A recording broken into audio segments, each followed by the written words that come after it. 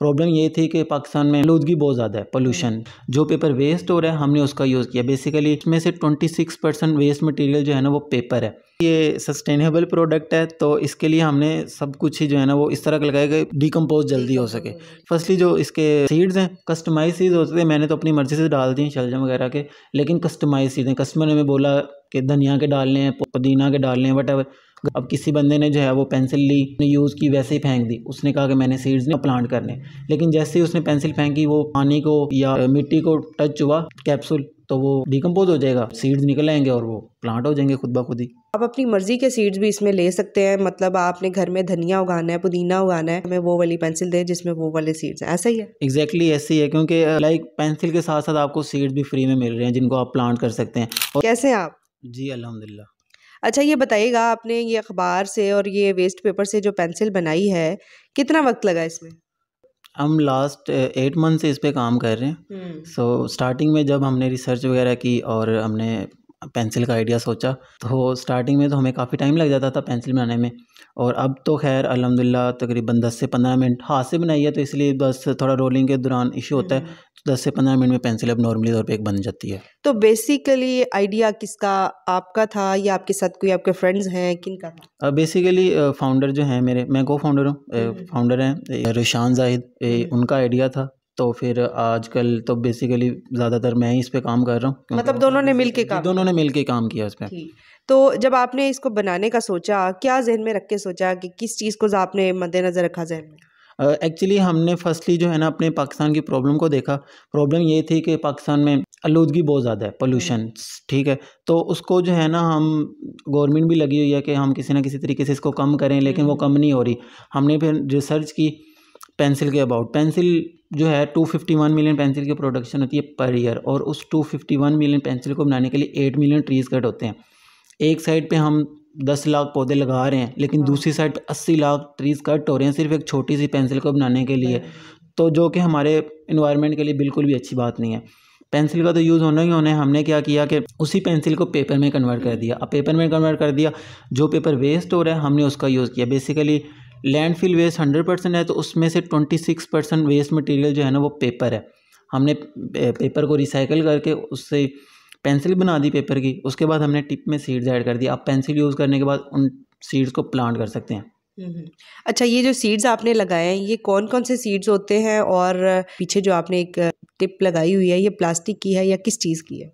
Basically ये sustainable product है, तो इसके लिए हमने सब कुछ ही जो है ना वो इस तरह का लगाया कि डिकम्पोज जल्दी हो सके, ठीक है। फर्स्टली जो इसके सीड्स हैं कस्टमाइज सीड्स होते थे, मैंने तो अपनी मर्ज़ी से डाल दी शलजम वगैरह के, लेकिन कस्टमाइज सीड्स हैं। कस्टमर ने हमें बोला कि धनिया के डालने हैं, पुदीना के डालने हैं, वट घर में उगाने के लिए या कुछ भी जो ईजिली इसमें फिट हो सकते हैं, हमने वो डाल देने हैं।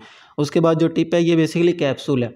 कैप्सूल जो नॉर्मली तौर पे हम खाते हैं वो वाला कैप्सूल है, ठीक है। और ये भी जैसे ही इसको पानी या मिट्टी टच होती है ये डिकम्पोज हो जाता है। अब किसी बंदे ने जो है वो पेंसिल ली, उसने यूज़ की, वैसे ही फेंक दी। उसने कहा कि मैंने सीड्स नहीं जो है ना प्लांट करने, लेकिन जैसे ही उसने पेंसिल फेंकी वो पानी को या मिट्टी को टच हुआ कैप्सूल, तो वो डिकम्पोज हो जाएगा, सीड्स निकल आएंगे और वो प्लांट हो जाएंगे खुद ब खुद ही। कमाल हो गया जी।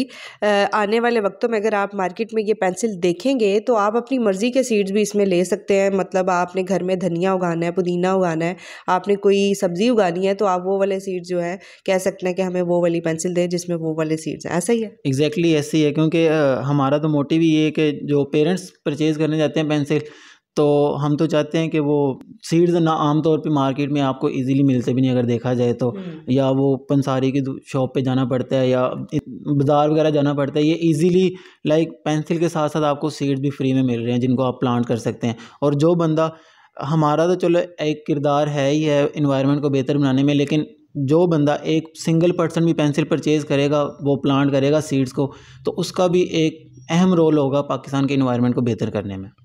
और मज़े की बात यह है कि ये जो लेड पेंसिल होती है ये बच्चे बहुत ज़्यादा यूज़ करते हैं और बच्चों के इस्तेमाल में ये चीज़ बहुत आती है।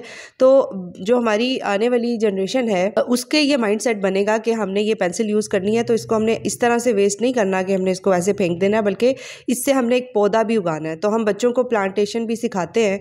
बहुत कम जगह पे इसका कॉन्सेप्ट है कि स्कूल्स में या हमारे इदारों में ये सिखाया जाए, लेकिन इस पेंसिल को इस्तेमाल करने के बाद ये आइडिया भी बच्चों के जहन में जो है वो डाला जाएगा और मेरा ख्याल है कि ये बहुत अच्छा आइडिया है। जी एग्जैक्टली ऐसे ही हम तो चाहते हैं। अब मुझे बचपन में या किसी भी मेरे दोस्त हैं, कोई भी इस मेरी एज का लड़का है, ठीक है, उसको नहीं सिखाया गया कि बचपन से आपने प्लांटेशन करनी है। हमें ये भी नहीं सिखाया गया कि हमने जो है पेपर को वेस्ट नहीं करना, कूड़ा ये वो इस तरह की कोई चीज़ नहीं सिखाई। लेकिन जब हम ये पेंसिल मार्केट में लेके आएंगे तो बच्चों का स्टार्टिंग से एक माइंडसेट होगा कि पेपर वेस्ट नहीं करना, फर्स्ट चीज़। सेकेंडली जो प्लांट का सीन है वो ये होगा कि वो जब परचेज़ करेगा ना तो उसके माइंड में होगा कि यार पेंसिल मैंने परचेज़ की है तो इसके जो ऊपर टिप में सीड्स हैं मैं जल्दी से पेंसिल ख़त्म करूं और इनको प्लांट करूं। तो वो स्टार्टिंग में उसके माइंड में प्लांटेशन का जो एक मोटिव है वो जाग जाएगा और वो जो है ना प्लांटेशन की तरफ जाएगी हमारी यूथ। सही। अब आते हैं इसकी प्राइस की तरफ कि आप जो ये अगर चाहते हैं कि इसको मार्केट में लाया जाए तो इसके ऊपर कितना इन्वेस्ट करना पड़ेगा और ये पेंसिल दूसरी पेंसिल की निस्बत मतलब कितनी प्राइस में मिलेगी? नॉर्मली तौर पे हमें जो इन्वेस्टमेंट रिक्वायर्ड है वो 25 to 30 लाख रिक्वायर्ड है। उसमें फर्स्टली हमने मशीन परचेज़ करनी है जो हम चाइना से इंपोर्ट करवाएंगे, और उसके बाद जो हम सेल करेंगे पेंसिल, नॉर्मली तौर पे जो पेंसिल वुडन पेंसिल है वो मार्केट में 25 और 30 रुपीज़ की सेल हो रही है। हम अपनी पेंसिल जब प्रोडक्शन स्टार्ट करेंगे तो इंशाल्लाह 20 रुपीज़ की सेल करेंगे। और ये जो बिज़नेस है इससे कितना हम रेवेन्यू मतलब इस बिज़नेस से आएगा और क्या? हाँ जी वो कुछ इस तरह से है कि हम 251 मिलियन पेंसिल, मैंने बताया कि पर ईयर प्रोडक्शन होती है, हम 251 मिलियन का स्टार्टिंग में 0.1% जो है वो प्रोड्यूस करेंगे, जो कि 25,000 पेंसिल हैं। हम 25,000 पेंसिल बनाते हैं, 20 रुपये की एक सेल करते हैं, तो हमें पर पेंसिल पे 5 रुपीज़ का जो है वो प्रॉफिट आएगा। तो हम जो है ना वो सारी प्रोडक्शन कॉस्ट निकाल के जो रेवेन्यू जनरेट करेंगे वो 1 लाख तक होगा। उसके बाद अगर हम 1 to 2 ईयर तक 251 मिलियन पेंसिल को कम्प्लीटली तौर पे पेपर पेंसिल में कन्वर्ट करने में सक्सेसफुल हो जाते हैं तो हम पर ईयर 1.26 बिलियन का रेवेन्यू भी जनरेट कर सकते हैं। माशाल्लाह, ये ज़बरदस्त आइडिया भी हो गया और हमारा माहौल भी सेफ़ हो गया, बच्चों में भी एक माइंडसेट बन गया कि हमने ये पेंसिल लेनी है और पौधे उगाने हैं। तो ये सारी चीज़ें मिलके एक बड़ा अच्छा इफ़ेक्ट डालते हैं हमारे मुल्क पे और हमारे मुल्क की मैशियत पर भी। कि इस आइडिया पे अगर कोई काम करना चाहता है, कोई इन्वेस्टर जो है आप इसमें पैसा लगाना चाहता है तो किस तरह से वो इन्वेस्ट कर सकता है, कैसे काम कर सकता है? Firstly thank you so much, मैं आपका बहुत शुक्रगुज़ार हूँ कि आपने हमें जो है वो अपने पास बुलाया और दुनिया को दिखाई हमारा जो स्टार्टअप था।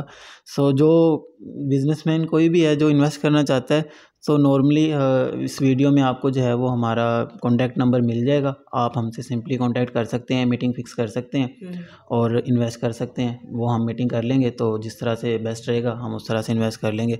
सेकेंडली ये है कि हमारी जो अब छोटी सी पेंसिल है, ठीक है, तो इन्वेस्टर जो है कोई नॉर्मली लोग जो है ना इंटरेस्टेड नहीं होते। अगर हम लाइक अब लास्ट टाइम हमारा एक्सपो हुआ तो उधर बड़े बड़े रिपोर्ट आए हुए थे, हमारी अब एक छोटी सी प्रोडक्ट है। तो जैसे ही ऑडियंस आती है, पब्लिक आती है, वो देखती है अच्छा वो बड़ा सा रिपोर्ट है, वो हमारी पेंसिल को छोड़ के वो रिपोर्ट की तरफ चली जाती है, लेकिन उसका कोई फ़ायदा नहीं हो रहा, ठीक है। लेकिन इस पेंसिल का फ़ायदा हो रहा है और हमारी जो गवर्नमेंट है वो भी बस कोई इतनी सपोर्ट नहीं करती। जो एंटरप्रेन्योर्स हैं, स्टार्टअप्स हैं, उनको किसी तरह का कोई प्लेटफॉर्म नहीं है अच्छा कि जिधर उनको सपोर्ट मिल सके और उनका जो है वो अपना बिज़नेस स्टार्ट कर सकें। सो जिस किसी ने भी इन्वेस्ट करना हो नॉर्मली सिंपल वो आपको कांटेक्ट मिल जाएगा वीडियो से, तो आप कांटेक्ट कर सकते हैं। जाते जाते मैं आपसे ये कहना चाहूँगी कि बहुत सारे नौजवान हैं जो अपने वक्त को ज़ाया कर देते हैं, पढ़ते लिखते हैं लेकिन उसके बाद अपनी ज़िंदगी में कोई ऐसा काम नहीं करते जिससे उनके मुल्क उनके पाकिस्तान में कोई उनके होने का कोई फ़ायदा हो। तो क्या कहना चाहेंगे यंग जनरेशन को? यंग जनरेशन को मैं यही कहना चाहूँगा, हालांकि मैं खुद इस लेवल तक पहुँचा नहीं कि मैं कुछ कहूँ, लेकिन वैसे नॉर्मली तौर पे मैं देखता हूँ अपने यूनिवर्सिटी मेट जो हैं वो टाइम वेस्ट कर देते हैं। जैसे ही क्लास ख़त्म होती है साइड पे कहीं बैठ जाते हैं या गेमिंग वगैरह मोबाइल यूज़। तो मैं बस मेरा यही होता है कि यार टाइम वेस्ट ना किया जाए तो कुछ इनोवेटिव जो है ना वो स्टार्टअप्स वगैरह पे काम किया जाए, या वो ना करें लेकिन एटलीस्ट अपना जो आपका टाइम है वो बहुत कीमती है, सो उसको वेस्ट ना करें। और बजाय इसके कि आप इधर से 25-30 लाख रुपया लगा के डिग्री करें और देन फिर आउट ऑफ कंट्री मूव कर जाएं, तो उससे बेहतर यही है कि यार आउट ऑफ कंट्री को, पाकिस्तान को आउट ऑफ कंट्री जैसे ही बना दें। तो वो आपने और मैंने मिल के ही करना है। अब एक बंदा कोशिश करेगा तो ही चार उसको देख के कोशिश करेंगे। तो बस मेरा तो यही मैसेज है कि यार आप टाइम वेस्ट ना करें और पाकिस्तान के लिए कुछ सोचें।